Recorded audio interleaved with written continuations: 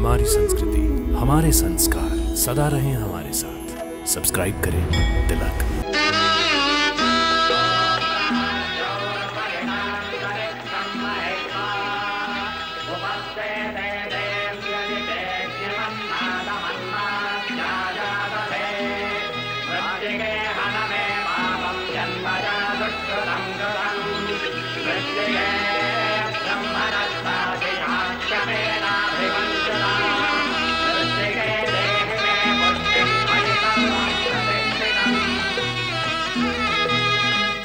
आयुष्मान भव।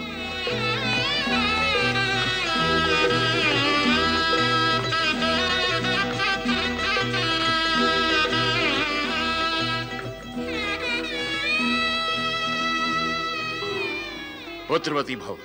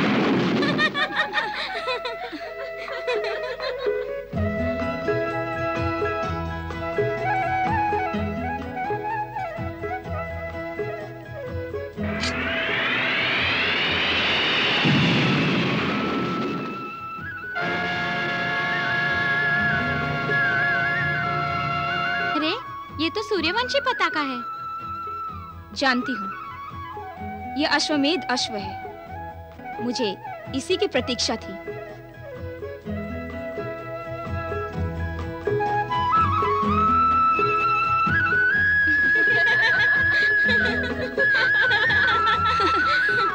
वो देखो, आए लड़की, वो अश्व हमें वापस कर दो। ये अश्व अश्वमेध का है, हमें लौटा दो।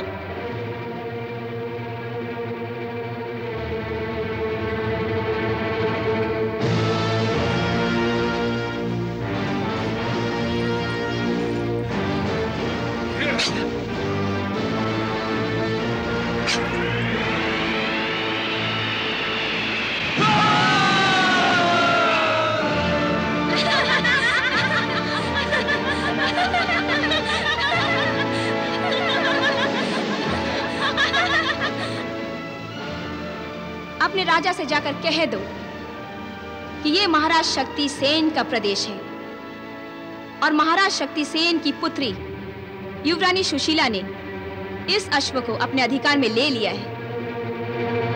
यदि मयान में तलवार है और तुनीन में बाण, तो इस अश्व को आकर मुक्त करा ली।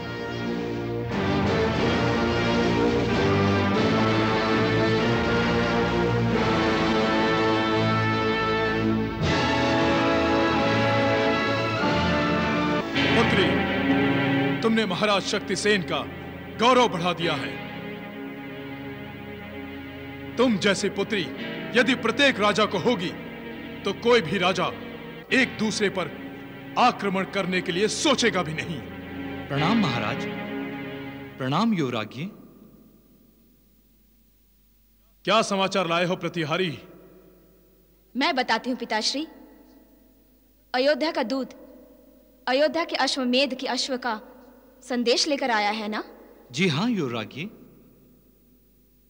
राजा शक्तिसेन को अयोध्या नरेश महाराज वृक के दूत का प्रणाम।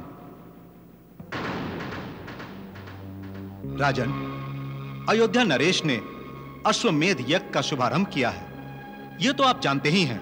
अश्वमेध यज्ञ का अश्व दिग्विजय करता हुआ, सूर्य वंश की विजय पताका फहराता हुआ आपके राज्य की सीमा में आ पहुंचा।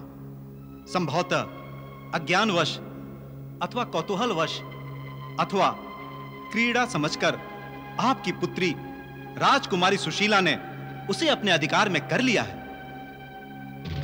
अश्वमेध यज्ञ के अश्व को अधिकार में लेने का तात्पर्य आप जानते हैं, आपकी सुयोग्य कन्या नहीं जानती। युवराज बाहुक, जिन पर अश्व की सुरक्षा का दायित्व है, उन्होंने आपको इस दूत के माध्यम से संदेश भेजा है। आप अश्वमेध यज्ञ और इस अश्व की महत्ता समझते हुए स्वयं इसे युवराज को लौटा दीजिए और अयोध्या नरेश महाराज वृक्क के आधिपत्य को स्वीकार कर लीजिए। हो गया संदेश पूरा। युवराज बाहुक और महाराज वृक्क ने यह भी संदेश देने को कहा होगा कि यदि मैं अश्व को मुक्त ना करूं तो, यदि मैं तुम्हारे महाराज वृक्क का आधिपत्य स्वीकार ना करूं तो क्या होगा? युद्ध। तो सुनो दूत, जाकर अपने महाराज से कहो कि हमारी पुत्री ने क्रीड़ा में अश्व को नहीं पकड़ा है, उसने अश्व पर अपना अधिकार कर लिया है। तुम्हारे महाराज को चुनौती देने के लिए उनके अश्वमेध यज्ञ के अश्व ने हमारे राज्य की सीमा का उल्लंघन किया है। अब उसे लौटाया नहीं जाएगा। एक बार फिर सोच लीजिए राजन। दूत, तुम्हारा कार्य संदेश देना और संदेश ले जाना है, परामर्श देना नहीं। तो आप युद्ध करेंगे? हाँ, हम युद्ध करेंगे। हाँ, हम युद्ध करेंगे। हाँ, हम युद्ध करेंगे।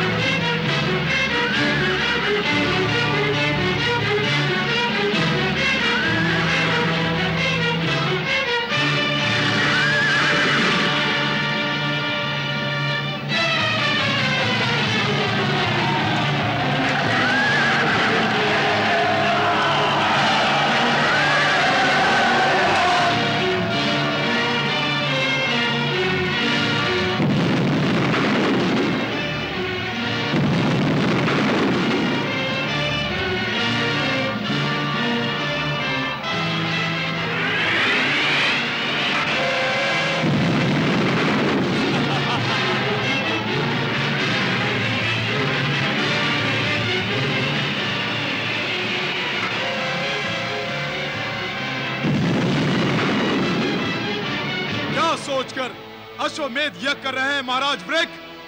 पृथ्वीपति बन जाएंगे? इतना घमंड? घमंड नहीं राजा शक्तिसेन, इसे अपनी शक्ति पर विश्वास कहते हैं, और यह विश्वास हर विजय के साथ दृढ़ होता आया है। इसलिए अभी भी समय है, अयोध्या का आधिपत्य स्वीकार कर लो। युवराज बाहुक, अभी तक जो तुम विजय प्राप्त करते रहे हो वो सहज थी, बिना टकराव के थी, इसलिए तुम अपने आप को पराक्रमी समझ रहे हो। मेरे तीर जब तुम्हारे शरीर को छलनी कर देंगे तो। राजा शक्तिसेन, पृथ्वी लोक के किसी भी योद्धा के बाणों में इतनी शक्ति नहीं कि वो बाहुक के विश्वास कवच का भेदन कर सके। केवल अश्वमेध यज्ञ का अश्व विश्वास का प्रतीक नहीं होता। वो अश्व विश्वास का प्रतीक नहीं, यज्ञ करने वाले राजा की प्रभुता का प्रतीक होता है। और आप यदि इस प्रभुता को स्वीकार नहीं करते तो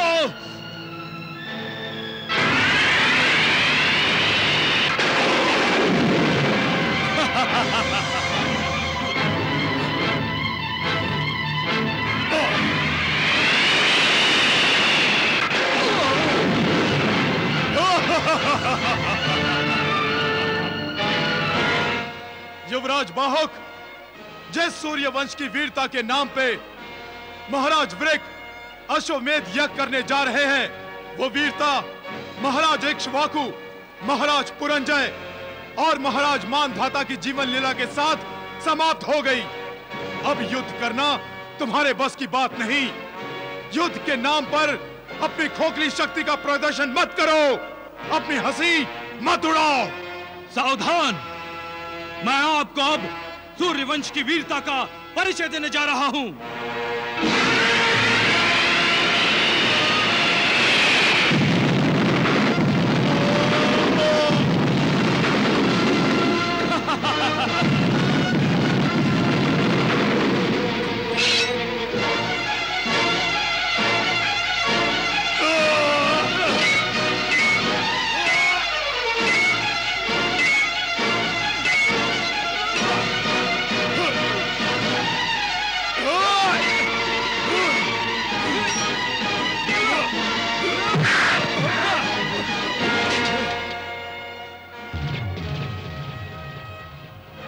सूर्यवंश की वीरता का परिचय हुआ राजा शक्तिसेन, अथवा और दूं? आप महावीर हैं, आप मुझे क्षमा कर दीजिए। मैं आपकी शरण में आया हूं। शरणागत को अभय दान देना सूर्यवंश की रीति है। राजा शक्तिसेन, उठिए,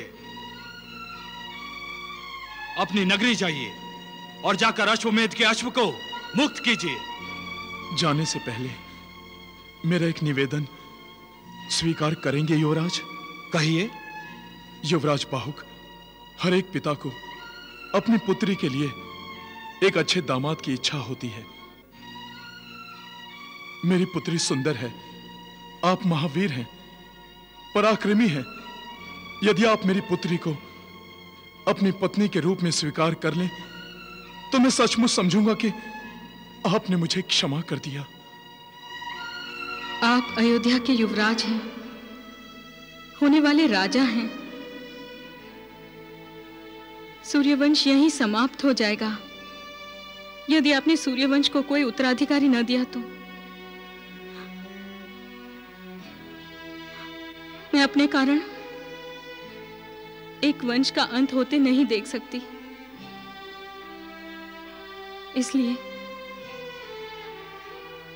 इसलिए मेरी भावनाओं का ध्यान रखते हुए आप दूसरा विवाह कर लीजिए, अन्यथा अपने अंतिम श्वास तक मैं स्वयं को अपराधी मानती रहूंगी। मुझे स्वीकार है राजा शक्तिसेन। पिताश्री, आप तो युवराज बाहु को पराजित करने गए थे, स्वयं ही पराजित होकर आ गए। पुत्री, युवराज बाहुक एक असामान्य योद्धा है। वीर की वीरता को स्वीकार करना कोई अनुचित नहीं है। वो हमसे अधिक बलशाली है, शक्तिशाली है। उससे पराजित होकर हमारे मन में कोई हीन भावना नहीं आई। हीन भावना तो आई थी पिताश्री, तभी तो आप उनकी शरण में गए, तभी तो आपने उन्हें अपनी पुत्री सौंपने का प्रस्ताव रखा। प्रसन्नता की बात तो यह है पुत्री कि उसने तुम्हारे साथ विवाह करना स्वीकार कर लिया है। मेरे लिए यह कोई प्रसन्नता की बात नहीं है पिताश्री। पुत्री, आज का युवराज कल का अयोध्या नरेश है, कल का महाराज है। हाँ, परंतु महारानी मैं नहीं बनूंगी पिताश्री। महारानी बनने के लिए तो उनकी प्रथम पत्नी नंदिनी ही है। आप ये क्यों भूल रही है युवरागी कि आपका पुत्र अयोध्या का राजा बनेगा?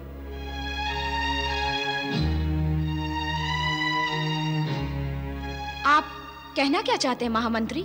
युवरागी, युवराज बाहु को प्रथम पत्नी नंदिनी से कोई संतान नहीं है और ना ही संतान की कोई आशा है। इसीलिए 100% संभावना है कि आपकी संतान ही अयोध्या नरेश बने। इस संभावना के पीछे छिपी आपकी भावना मेरी समझ में आ गई है महामंत्री। मैं युवराज बाहुक से विवाह करूंगी।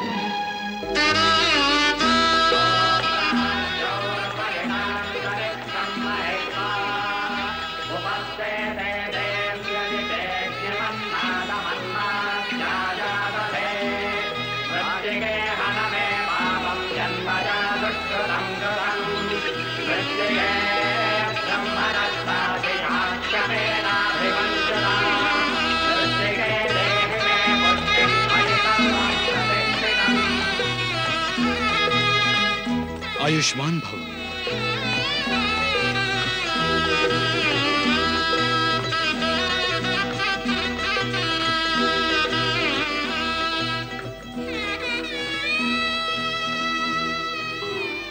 पुत्रवती भव। सुशीला, ये मेरी रानी है, युवरागी नंदिनी। आप मेरी बड़ी दीदी हैं।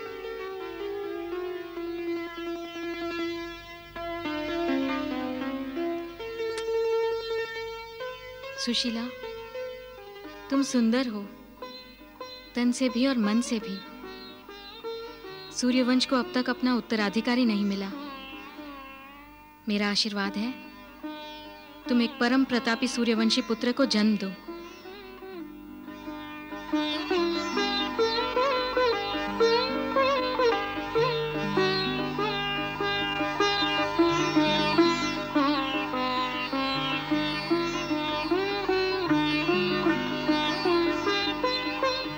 मेरा आशीर्वाद सदा तुम्हारे साथ रहेगा।